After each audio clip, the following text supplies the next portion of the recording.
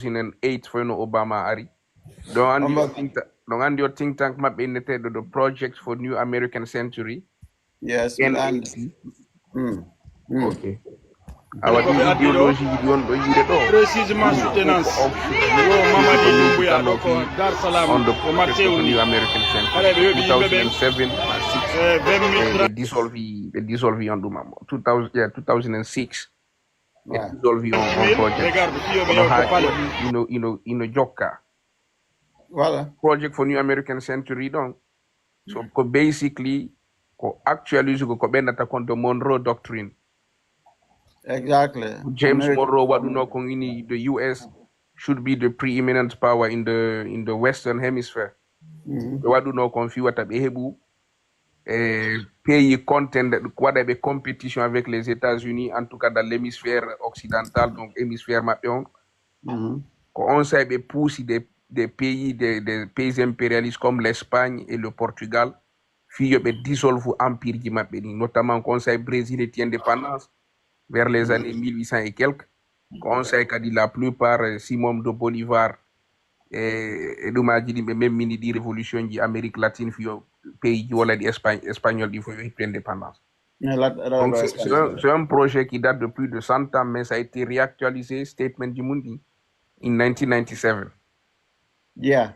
Conseil be futi créé or duma is basically built on American preeminence. Now you go to your country disu madu yo wow be darkagol sur le domaine militaire parce que économique ko andi non is impossible. Well, it's not impossible. In my view. Economic ko andi be wawata bloku gol yo pay you go challenge you be economic wise. Okay, So on côté don dun be wawata du manago. O yali urina go wadi ko to China join the World Trade Organization. In the year 2000? No, 1993, I think. No, China joined the World Trade Organization in the year 2000. Okay. Our negotiation ko Isaiah Clinton do food. No, don't be food no don't navy kon China for lack of the opening of the Chinese market. But it's in the year 2000 China joined the World Trade Organization. Right. So l'Odi yimbe ko benata des précurseurs de cette tradition surtout fi Amérique. You be domino hémisphère mapeon. Ni on andi ko Shai Bush second ko dum fala no kanka di kono tay kanko andano jettito fuddi wadde gereji ko bembenata di neocon. Yeah, exactly. So basically in IDG map no yadi IDG Brzezinski in his book The Great Chessboard. Yes. Ideology homba be duma juata fi preclude your rival map be your dumano in the Eurasian continent. So basically Germany and China. But in the European continent ko Germany mari on potential wa ugol dartagol. And in the larger Eurasian continent, ko China plus Russia, but Russia be jogaki the people for that. Family. Ouais. So, ko piji non ko calculani be watani le piji di mo ba be jogi vision be jude no be bira vision mabbe. That is why also they built the trilateral commission between the US, Europe, and Japan. Ouais. Oui. Kola bedo no be woni wadde ni ko America ko kambe watta America yana because America ina militaire tum ko be mari ko be ata kon soft power. Yeah, Joseph Nye. Yeah, so soft power on ko ila music on heavy done heavy culture say piji wano be man ni USAID menen min men kankala be USAID no dana ni men dol l'école ko American be ko représentant be US embassy on arno uditu gol ma hallanton on sa donc ko wiyete soft power jona si be démantli on wano be démantli on USAID kala ballal ko Amerique wadayno c'est-à-dire ko be miji ko imposagol par la force kele wawata marsude ɗo hay ko winnoɗo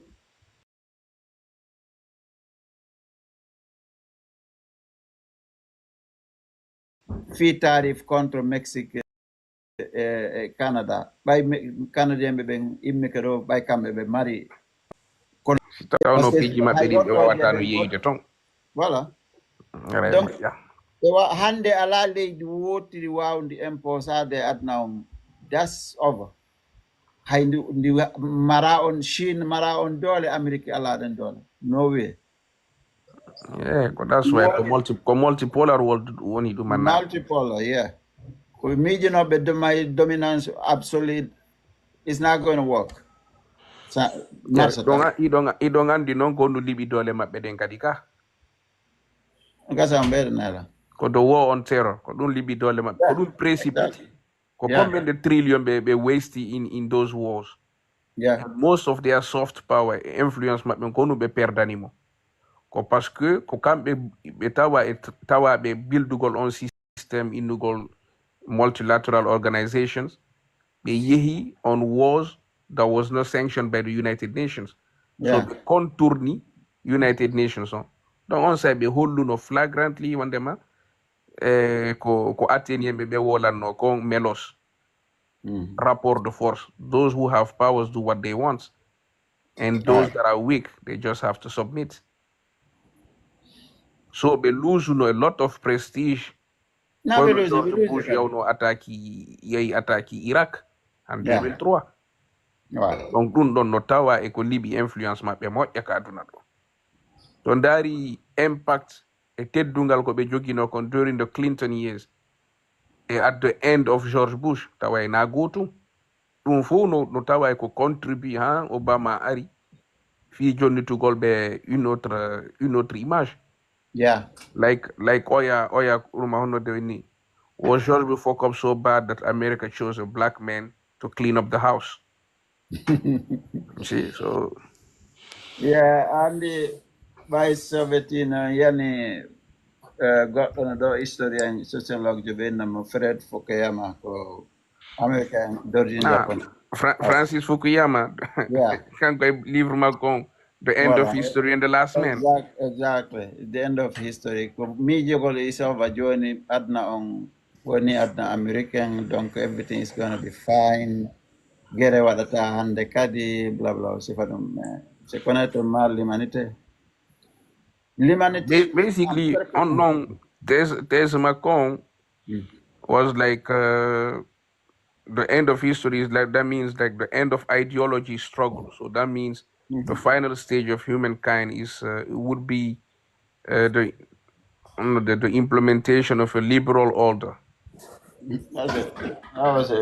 Well, non ko angal andugol on them predecessor be mabbe ben ko winduno ko about identity is more important for me because even the war you wanted the one of Europe or division between why is Russia not part of the European Union?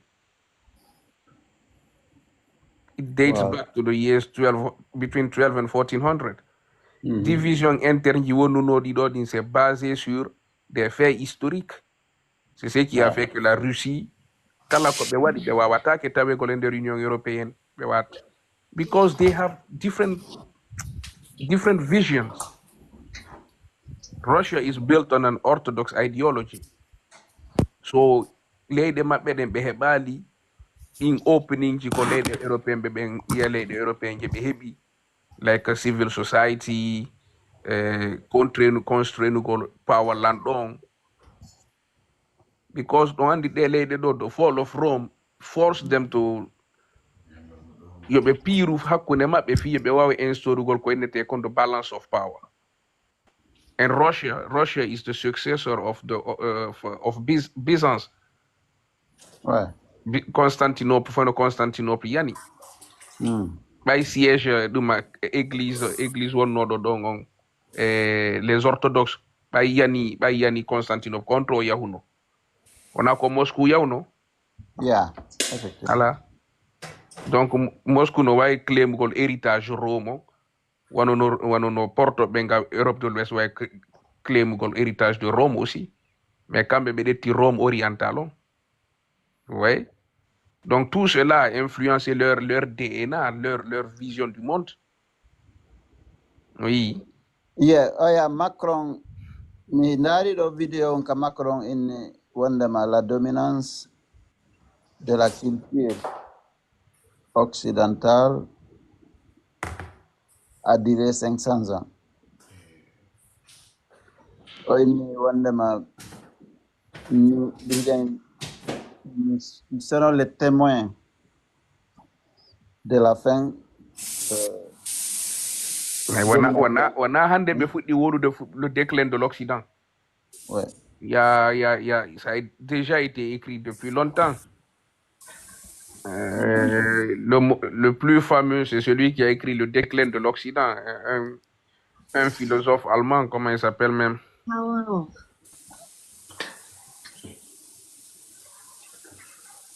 Comment le gars là s'appelle même?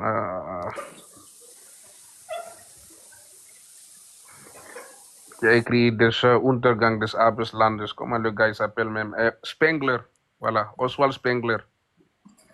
Il est l'un des plus fameux qui a fait cette étude, Le déclin de l'Occident. Maintenant, son Tiwano Francis Fukuyama, et l'autre là, comment il s'appelle, celui qui a écrit Le choc des civilisations, Samuel Huntington, eux tous, ce sont des disciples de Spengler. Donc, ce ne sont pas des idéologies qui sont nouvelles, mais réchauffer du monde. On prend un ancien vin pour le mettre dans de nouvelles bouteilles. Ouais. Ouais. Puis, il faut qu'on répétition en fait. Non, ma histoire, c'est-à-dire, adna on ko cercle won. Ne yaw da fuɗɗi to kadi ka wonno ɗo. Dominance empire jiɗen so ɗon faala wana woɗi ɗon no fi Constantine fayda ila comme Occident empire on mbo atti ɗumannade domini fayda adna on fof fayda ko ɓeya Gengis Khan en ka les Mongols. Na? Fayda ko Mongol ɓe ma ɗum Alexandre le Grand kamɓe ɓeɗo atti wadde empire tawatenno jogiti est et west. Donc kono non ha no hewtiri l'empire. Non, c'était les Genghis Khan, ça c'était le 13e siècle. Ça c'est 1200 000 mais avant nous, parce qu'on peut remonter jusqu'à 5000 avant Jésus-Christ. Ben non faut se faydar be domina adna on fo tawete l'est à l'ouest sinatar ko Alexandre le Grand on non no jogiti ha yar no ha Chine ay gurana no wolfi makko e nama jokal nay donc à part du nom sondari hella bay Union soviétique yani empire américain on hari sifa makko mi sikka hebi ke parce que il faut reconnaître l'Amérique est un empire American Empire. Donc, il y a une position militaire, il y a une commande adna l'enfop, que ce soit en Asie, en Afrique, à la lafi américaine. Donc, sondari base militaire, ko honno ɓe ɗuman norto en cas quelque chose ko hombo déclenchata honɗum ko honno ɗuman norto fi ndargol wano joni e joni si Chine immi keɗo joni ene faala attaque ɗo no Japon makkore ko honɗum ko base on bo ɗumannoto est ce que ko base ji ɗin fof maɗo ɓe hara noon Afrique no mari superpuissance ɓe mari base jelo ara ina sifa koye base ɗuma koye outpost no koye Niger hara ko wano sifa base on ɗo Djibouti on donc ko dominance totale militairement. Maintenant, il y avait aussi la dominance culturelle, telle que la musique, la fashion, la littérature, et ainsi de suite, la science. Donc, je non en dominance militaire, no ay demandade, puisque y a la guerre mondiale, mais c'est kawadi taïdo hande kadi. Taino guerre mondiale waɗayno ko Russie hakkunde Russie e Ukraine ɗo ɗum déclenchayno de guerre mondiale kono mo ɓe maɓɓe no huuli oya donc ɓe kadi si de guerre mondiale waɗi fayda ko ɗum wiyete ça sera la fin de l'humanité so kala fuɗɗiɗo arme nucléaire goto kadi faalaka e taw hara ko anum fuɗɗi par ce que Russie goye ɓe soñji ke moƴƴano base ɓiɗumaji maɓɓe raffinerie ji maɓɓe sunnama ɓe joni Ukraine no occupe territoire Russie ɓe utilisali arme nucléaire maɓɓe on hani inani to ɓe faalaka utilisé par ce que ɓe andi si ɓe utilisé hara e moƴƴa donc superpuissance ji ɗin Amérique yeehi Afghanistan taweteɓe ko Kalachnikov e motoji jogui ɓe waɗi toon 20 ans ɓe dogu ɓe yalti avec tous les puissances ala e bombe koɓe liɓade Afghanistan des milliers de tonnes ɓe yeehi Irak la même chose donc superpuissance ji ɗin hande kadi ko woni ni ko adna on wani ɓe wa ñamete bare nawnudu ok miɗo mari ɗum ɗo sa fijiri lan mi waɗete ɗum ɗo kono feƴƴa ɗon ɓe waɗay noon pression économique ɗulle ɗum kañum kadi neɓata hara ɓe ala on pouvoir kadi sifa ko ɓe waɗayno sanction wona ɓe waɗayno sanction Irak dans les années 90 hara ɓeyti heɓata ɗum kadi wawata hande kadi l'Iran est un exemple ala e sanction ko ɓe waɗali e Iran ma Russie le pays le plus sanctionné du monde par l'Occident mais la Russie est toujours là so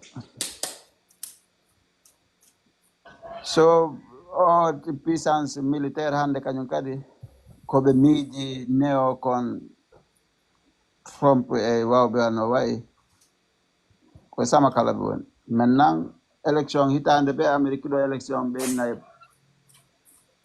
is the most important election in our lifetime c'est l'élection le plus important de notre génération maintenant mid-terme arowo ɗo mandat arowo ɗo 2026 ɗo ko ɗo wonta élection ɓurɗo wonde important par ce que si tawi tumɓe yaltini républicain ɓe ɓen républicain ɓe ɓen tawi ɓe perdi moƴƴa ɓe rekkila si tawi ɓe gañke moƴƴa haray ko kañum noon it's moving forward vice président on komo 40 ans o waɗa e mandat ɗiɗi o yaltara hani ko payko hara komo 50 hara komo moins de 50 ans plan on ɗo vice président mais non Amérique bo famoton oyi o ɗum a monté en puissance Trump ɗo population américaine non parmi les occidentaux c'est les moins instruits exactement américain ɓe jaɓata nanugol ɗum o honnu woni importance élection makko c'est que le monde est en train de bouger vers deux choses. Il y a d'abord on a the shift of power from the North Atlantic, donc Atlantique Nord. Le centre de gravité du monde est en train de bouger de l'Atlantique Nord vers le Pacifique et l'océan Indien. Donc irréversible. Vu que le Pacifique et l'océan Indien, il à peu près la moitié de la population mondiale. So yi koton Chine woni, koton Inde woni, koton Indonésie woni. Donc, 3 des 4 plus grands pays, les pays les plus peuplés, koton woni. Tauta non kadi des pays comme le Vietnam et Haïti, mais no mari around 100 millions de personnes. Donc c'est irréversible. Le continent asiatique, c'est pour cela que le 21e siècle, c'est le siècle asiatique. L'ancien ministre des Affaires étrangères de Singapour, Kishore Mahbubani, qui a écrit un livre sur ça, The Asian Century. Il y a aussi l'autre, comment il s'appelle même, Parag Khanna. Lui aussi, c'est un Américain d'origine indienne. Lui aussi, il a écrit sur ça, sur la connectographie. Oui, donc irréversible. Goto à tableau de nous. Kofi Dunlong, Hillary Clinton waɗanno o pivot to Asia around 2013.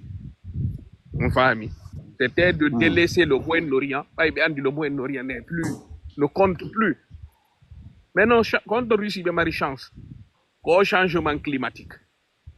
si changement climatique on effectue que normalement no hani no wi no yaara et que Arctique woni navigable haray Russie ande kay ɓe jogaki constrainte ko ɓe jogino kon ko naɓi ɓe kon Ukraine fi hettugol Sévastopol on faami won wonani ko ɗum waɗi Ukraine no wonani Russie très important c'est le port de Sévastopol parce que on port pet ɓe mari pendant l'hiver ka freeze ata hara bateau je maɓɓe no wawi yawde nder high sea donc donc si Arctique on ɗum anndi ke déglaci ke on andi ko Russie ɓurata gagnugol parce que ko kamɓe ɓuri kernudude ton donc ils ont non seulement des routes navigables et le chemin entre l'Asie et l'Amérique sera de plus courte. Groenland. Na? Greenland. Minanali. Meni simen hectare Greenland ka? No, hay si on hetti Greenland. Kon andi wol donc ko sphere. Joni ndare wonde men Russie ko ɓe kerniti nord maɓɓe on fof wonde makko ɗuma hiɓe jogii more than 5000 kilometers ko kernidi e Arctic pole o ɓay noon ko sphère ɗon andi ɗo wondema hande kadi iwoygol Moscou ɗon ɗumanno wona yo ndaarujo mappo aduna o sino weƴƴiti plate de ko yo ndaaru aduna no woniri noon balore nden o yii donc Russia will be the country that wins the most. Le problème c'est un problème de démographie. Voilà. Mais avec ce changement climatique, il y a oui, surtout aux politiques orthodoxes, l'économie est stabilisée. Parce que la Russie a à peu près la population de la Hollande. Ils sont vers les 17 et quelques millions. Mais d'où Non, Russie. Il y a combien de Russes? Regardez la population. Il y a plus de 100 millions. D'accord. Même s'ils sont 100 millions. Ok. Ouais. Même s'ils sont 100 millions. Regardez la population des États-Unis.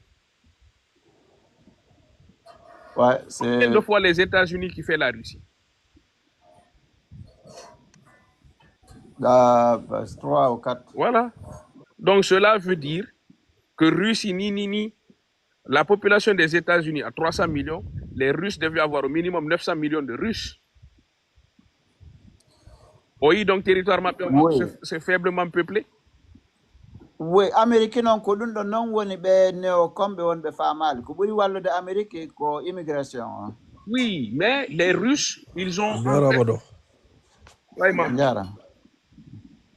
maintenant sondari histoire maintenant des parties comme la Sibérie, ça c'est la plus grande partie de la Russie.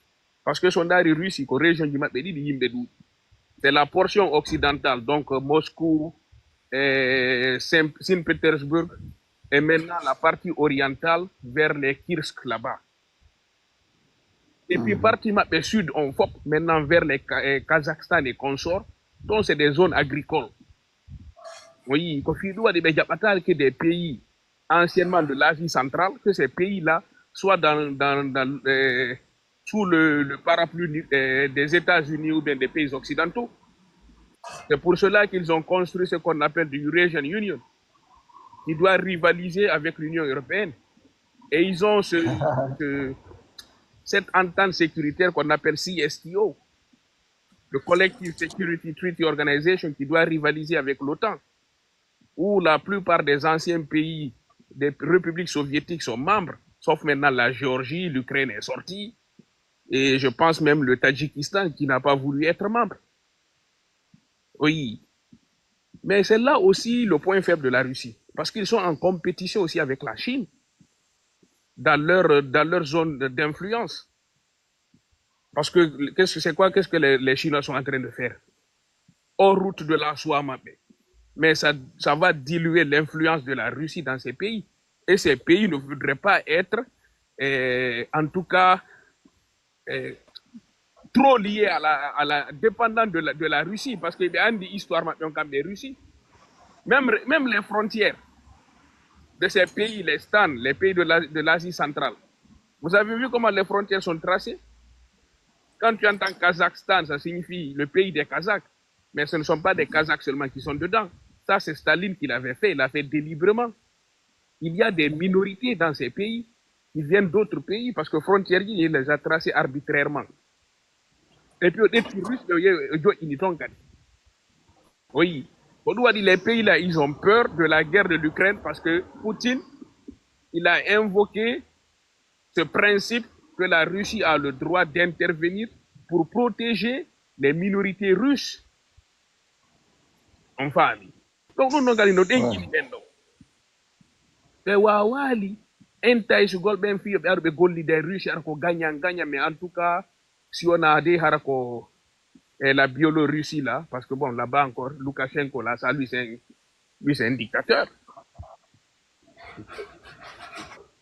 Et les yogi à tout, il y a beaucoup. La différence est que aussi, c'est que la Russie, autre que les matières premières, la Russie ne produit pas beaucoup.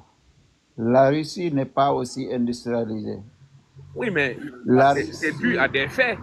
Quand vous regardez l'histoire de ce pays a été industrialisé que tardivement par rapport au reste de l'Europe. Pour l'Europe, nos puissances, il y en a Peter le Grand, l'un de leurs sages qui était venu en Hollande ici pour apprendre, c'est lui qui a créé Saint-Pétersbourg. Mais en ce moment, la Russie était backward. C'est Peter le Grand dans les années 1700 et quelques qui est venu en Europe prendre la technologie et inviter beaucoup d'ingénieurs, notamment de la Hollande. Son dari Saint-Pétersbourg s'est modélé sur Amsterdam. Ah, n'est-ce pas? Oui. Donc, ils étaient relativement tard qu'ils ont commencé la modernisation de leur pays. Dans les années 1700 et quelques, on a powerhouse de toutes les grandes puissances technologiques étaient en Europe occidentale ici.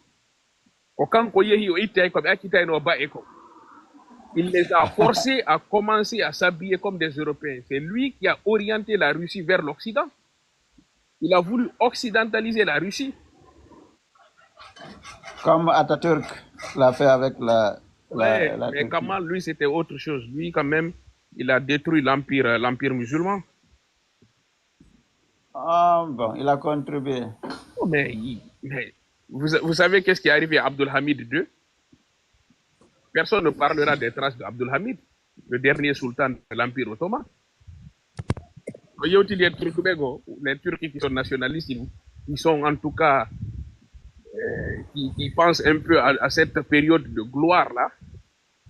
Ouais. Et c'est ce que Erdogan est en train de défaire. Ouais. Oui, politiquement bleu, c'est ça qui cause même des conflits avec la Grèce. Oui. Surtout lorsqu'il était avec son ministre des Affaires étrangères, là, Davutoglu. Mais lui, on l'a fait sortir pour ramener Abdullah Gül.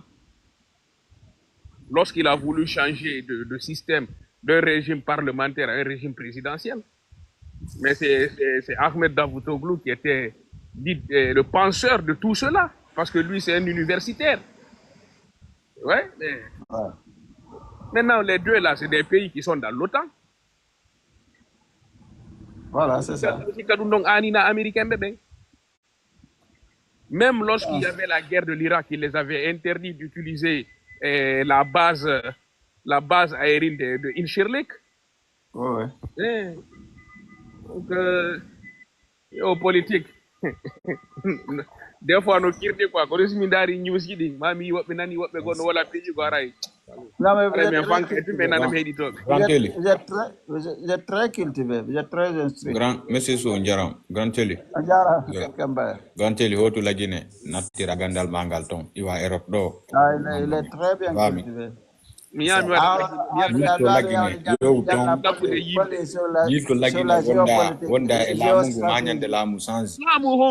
Lamu wongu tongu. No yejite lamu sanza talage. No lamu sanza senge bi sifa bedo fo ye lagine sinara kambe be yobe sanzoi be wawa sanzugol. On fami.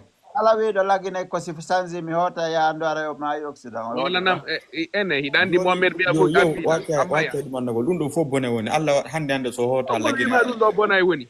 Ah. Kanoni gollude do non nafude to. Non ko fami ma on to woni nafude. Joni me fala nafu Guinée fo. Ah, le très famille c'est la famille humaine. Nous sommes dans le même bateau. Ah, abi.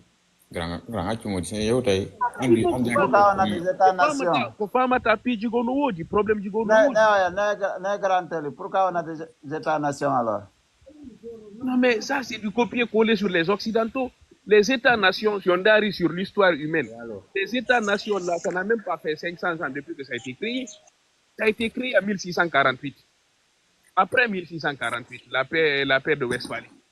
Mais avant cela, ça n'existait pas. Donc, les États-nations, on ne peut même pas être sûr que les États-nations vont survivre le 21e siècle. Si. C'est ancré dans nos... Non, mais regardez l'Union européenne. L'Union européenne, ce n'est pas un État-nation. On ne parle même pas de nations. Il y a des États-nations qui sont réunis pour former l'Union européenne, n'est-ce pas? Non, mais ce ne sont pas des États-nations. Rares sont les États qui sont des nations ici sur l'Europe, en tout cas, qui se sont consacrés à la création de l'Union européenne. C'était 6 pays à la base. Parmi ces 6 pays. Oui. Et je suis, comme on dit en anglais, I'm old enough to remember the founding members of the European Union. Okay. Of those 6 members, they were the founders. Of those 6 members, they were the founders of the European Union. Maybe 2 of them. Maybe 2 of them could be considered nation states. Just 2. Ouais. L'Allemagne et la France. Oh no, mais nation state. Okay, what is it? One nation state. Okay, Johnny, let's take an example. Belgium. La Belgique, c'est pas un État-nation. C'est un État, mais avec 2 ou 3 nations. Alors, vous voyez ce que je veux dire. Les Pays-Bas ne sont pas un État-nation. Voilà, c'est ça. Ça, c'est 2. Sur les 6 États qui ont formé ce qui est devenu par la suite l'Union européenne, c'est 2 qu'on peut probablement prendre pour considérer c'est des États-nations. Peut-être même un seul. Parce que même la France, il y a plusieurs nations dans la France. Nous sommes d'accord. Hariko France et Allemagne. Oui, mais la France, je sais qu'il y a plusieurs. Ok.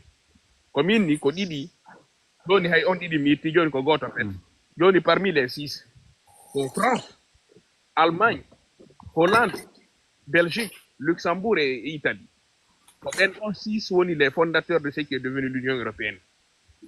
Avec le traité de Rome. Enfin, ok. Si on a maintenant 6, combien on est État-nation? Belgique, on a État-nation. Il y a plusieurs nations. Il y a des Wallons, il y a des Flames et il y a des Allemands. Donc, on pointe dans Doubanak, Betawak. Peut-être en France, même si la France, ils ont eu à créer une nation après, durant le temps de Napoléon, mais si on a, il y a des Bretons, des Alsaciens, mais ce sont des nations à part. Même s'ils ont pu créer, en tout cas, un semblant de nation française. Donc, maintenant, on a des Betawak. La Hollande, ce n'est pas une nation. Il y a ce qu'on appelle les Bataves en Hollande, et des germanophones et des Frisses. Le Frisses même. Est-ce qu'en Afrique, est-ce qu'on a des nations États en Afrique? La Somalie. La Somalie. On famille. Donc, quand Hollande, quand Benati, donc, Luxembourg, bon, ça c'est une création récente du 19e siècle, quand Belgique, au 19e siècle de créa. Même si Marie un peu une homogénéisation de la population. L'Italie, nous savons aussi que l'Italie, même s'il parle maintenant une seule langue, mais il y a plusieurs peuples là-bas. Maintenant, c'est seul l'Allemagne. Non, on peut considérer l'Italie comme un État. Ça dépend. Yondari, les gens du Nord et les gens du Sud, ils sont tellement différents, ils ne forment pas une nation. Mais c'est un semblant d'État qui a été créé autour d'une idée d'Italie, grande Italie, là, avec Cavour et Garibaldi. Maintenant, ça ne reste que l'Allemagne. Voilà maintenant ce qui fait l'Amérique, c'est-à-dire la différence des États-Unis. C'est-à-dire qu'il y a plusieurs nations qui forment les États-Unis, mais On peut voir un blanc ici qui se dit italien alors qu'il est le 6e, 7e génération. Donc, Andy, C'est-à-dire c'est son... Mais il est fier d'être italien, en même temps fier d'être américain. L'histoire, elle est très importante. Pour comprendre d'abord la conception et les personnes qui ont fondé. Les États-Unis ont été fondés sur une idée qui est totalement différente des idées de l'Europe. L'Europe, il y avait la stratification d'abord de la société. Maintenant, en Amérique, c'est des gens qui étaient marginalisés, qui ont fui ce continent, qui sont partis là-bas pour avoir une certaine liberté, les pilgrims. Donc, ceux qui recherchaient d'abord la liberté de la croyance, par exemple les Quakers en Pennsylvanie, les catholiques à Maryland, les méthodistes en Virginie et consorts. Déjà d'abord au début, les 13 colonies là, aucun lien, la seule chose qui les a liés, c'était de se battre contre le roi d'Angleterre. Oui. Donc, des fois, un ennemi extérieur, c'est bon pour unir les gens, mais on y est par la suite. Même aujourd'hui, si on darie la différence entre les États du Nord et les États du Sud, il y a une grande différence. The Mason-Dixie line in the US. Those states that are in north of the North Dixie, the Mason-Dixie line, and the states that are in the South, they are really different culturally.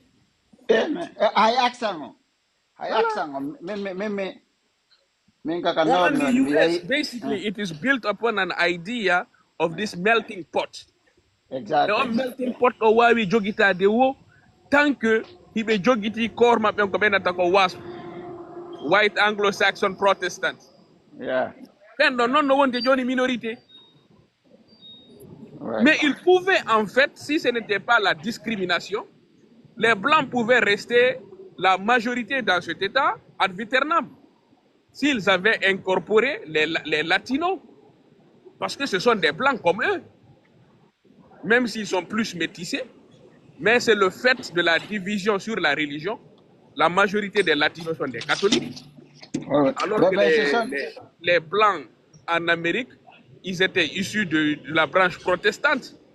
On nous a des divisions. Oui. Quand on se porte, oui, ni wanda makambe dina ko be yejiti no fidu dai ko sama kala be wonbe dai nay woni jama en fait. Mais bon, non faut que Noam Chomsky manufacture consent pour all and that si va d'impi. Mais bon, comme ils veulent pas comprendre. Yurmia. Ah. Et dit mais voilà. Voilà, justement, on va un monopole à condamner.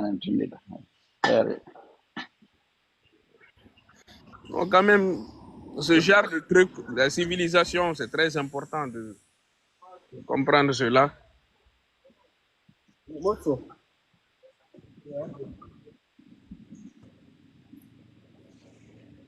Assalamu alaikum wa rahmatullah. Alaikum salam. Jarama. Jarama de. Monsieur So, assalamu alaikum. Wa alaikum salam. Do jam. Jantungan anga. Alhamdulillah. Waye Monsieur Diallo, assalamu alaikum. Alaikum salam. Gonnoy do ngejo. Alhamdulillah. No, vraiment, wallahi, la communauté ka life mondo abe dido jama omboy. Yes, il est très bien. Abe jama omboy. C'est que ko sifadi de baji do landi den jama, be famille jama. Yo be sensibiliser jama. Politique, ko tawolu fi politique aranda fi politique. Wota yaltu wartoda fi goddo ko atawda e ondon lami fusko manafata ma jango ala. Ko dindo woni c'est whenever we are talking about the civilization world, ko dundo ko vrai gandal ni wallahi dundo na do awdo dundo émission nyande tota tu as le temps siko dimanche siko vendredi siko samedi wada siko 2 heures de temps si fadi histoire di do busko yata wobbe no mayu de lagine do wobbe no mayu de Afrique do andadi histoire di do wallahi azim anda si fadi histoire di do et si fadi histoire di do c'est très important. C'est très important. John non an gandal mangol tunko nda kongolude do. A holli na nouveau Afrique nan gandal nouveau Afrique marda. Bay ande wolugol fi occidental do.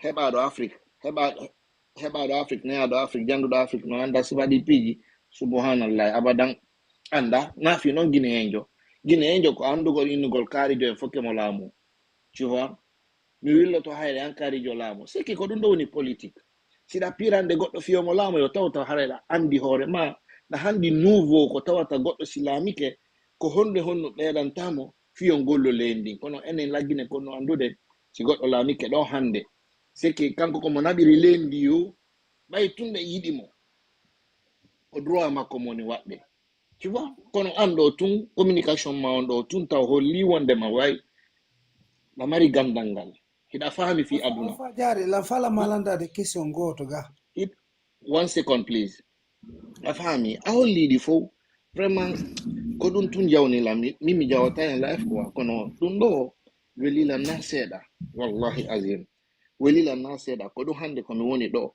be no ari hoccugol do bandiru hande suudu ko mi won do wallahi azim no be ardi no be dari ka dambugalan kawtala noddi la wota yaltude be dari ka dambugal ma minni mo kala no jogiti gandal mongal Allah wadi mi yalti oya inni porto jon tigi mo aiso inni please we are sorry donc vers de 85 be ari beni please we are sorry sabu honno be andi gandal ma bengal jonnali be derangugol goddo ma wadugol goddo piyon ko tawata jonne mo shock ma bi do makko tu vois ama modi amar konto do wadi okay on de okay modi amar dan ko halantama aiso mi do jogiti ay video jini so fala mi nabana yon modi amar yeah modi amar nam donc hare ko mi halantama e fiidum no wonande ma ko yida ko wonande ma dura yawde live donc hare da mari gonga sen godon yeah fami be fi yotudugol yimbe ben fi no be yotira ittindirangol tu wula donc hare ko fiidum non tun wonani importance e live mais fi live ala ko tawata hara hino wawi sans de hay fus ko tawata hara leydi ben hani avancer de ma dimpiji do yeah donc non marno ko mola donc ala hay fus ko jokketen do ko tawata hara no wayi sans de leydi mendi donc dum non donc kala engagé do fi gere ma hunun tigide yo wonu ka tere wona yo wonu ka leydi janari wona ka ley téléphone makko wona dibbugol butonji makko di wiya wona mingol gere ko dum to donc no ala nafa donc hare ben jokkube fi dum non ben ko fi tunno be itro wula be ala golle endabbugol buudi ñoni acci akkenani ala gila bimbi ha kikiide acci akke milandoma o yiltoto e nden toɓɓere sonjebe no abbo tu milandomo ɓay an hiɗa andi no yimɓe ɓe wuriri joni milandoma a inni abbo réseau social woɗi heɗito min heɗitike makko question goto min mi maramma sécurité sociale alde sécurité sociale et réseau social ɗum ko gotum sécurité sociale joni a haali accu menen kam men jabo abbo tumi posa mo question goto wiwɗa wula wonuɓe intéressé ɓen fi yo change ka men yoɓe yahu ka terrain ko ɗum wiwɗa